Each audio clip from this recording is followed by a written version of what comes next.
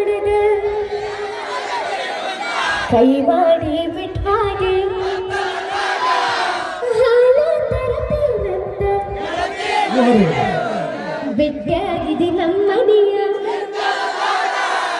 ವಾದಿಗೆ ಒಳ್ಳಿನ ಬೇಡ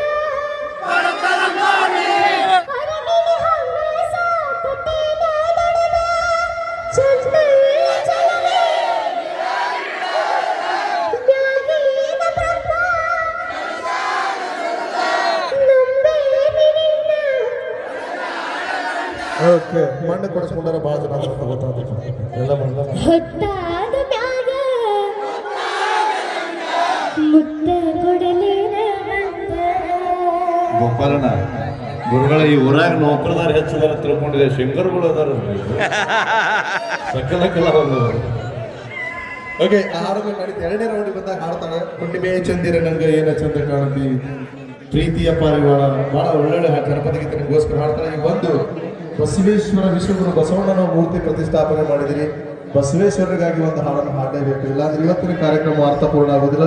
ಹಾಗಾಗಿ ಈ ಗೀತೆ ನಾನೇ ಬರೆದಂಥ ಗೀತೆ. ವಿಶೇಷ ಅಂದರೆ ನಮ್ಮೂರೊಳಗೆ ಬಸವಣ್ಣನ ಪ್ರತಿಷ್ಠಾಪನೆ ಆಗಿತ್ತು ಒಂದು 4 ದಿವಸದಿಂದ, ಅಲ್ಲಿ ಕಾರ್ಯಕ್ರಮ ಮಾಡಿದ್ವಿ, ಅಲ್ಲಿಗೆ ಈ ಹಾಡು ನಾನು ಬರೆದಿದ್ದೆ.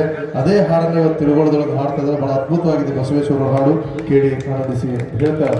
ಒಂದ್ಸಲ ಜೋರಾಗಿ ಹೇಳ್ರಿ, ವಿಶ್ವಗುರು ಬಸವಣ್ಣನವರಿಗೆ